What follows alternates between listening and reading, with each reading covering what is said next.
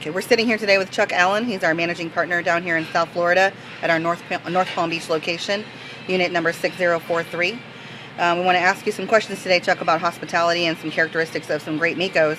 Let's start with the bar. What characteristics make an effective bartender person? What characteristics make an effective bartender person? It always starts with personality for me. I started in the business as a bartender. I think it goes back to the history and culture when Johnny says, let's go visit Joe at Carrabba's tonight. Great bartender with a great personality just draws people in all the time. I always teach my bartenders they have to learn how to walk, talk, and work at the same time, but it always goes back to personality. Okay, great. What do you do to make the bar an important part of your restaurant? What do we do to make the bar an important part of the restaurant? We try to create a community. It goes back again to training, introducing the guests to each other so that they feel more comfortable and it's a place that they want to come back and visit. And also, again, having a great bar staff that makes everybody want to come in together.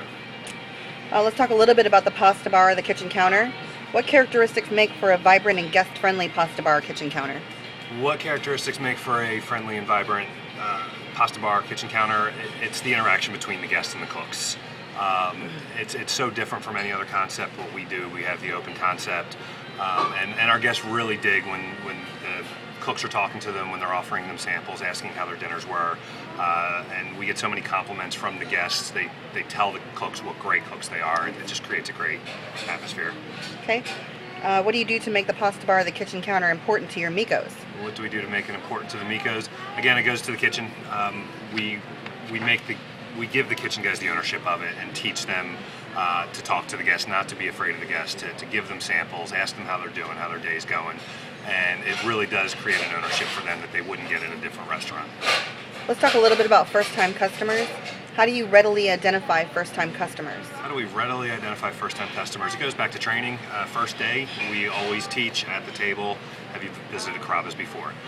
If the answer is no, then we know right away we've got a first-timer. The server comes and tells the manager, and we make sure we're all over that table with a visit, with a table touch, and find out how their experience was.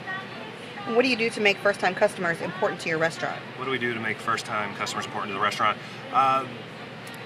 Again, it's that table touch, it's the interaction with them. We give them appetizer cards for their next visit, which a lot of times blows them away, or we give them a free dessert for their first visit. Different things like that really blow them away and really put us at the top of their mindset. All right, great. Thanks so much for your time today, Chuck.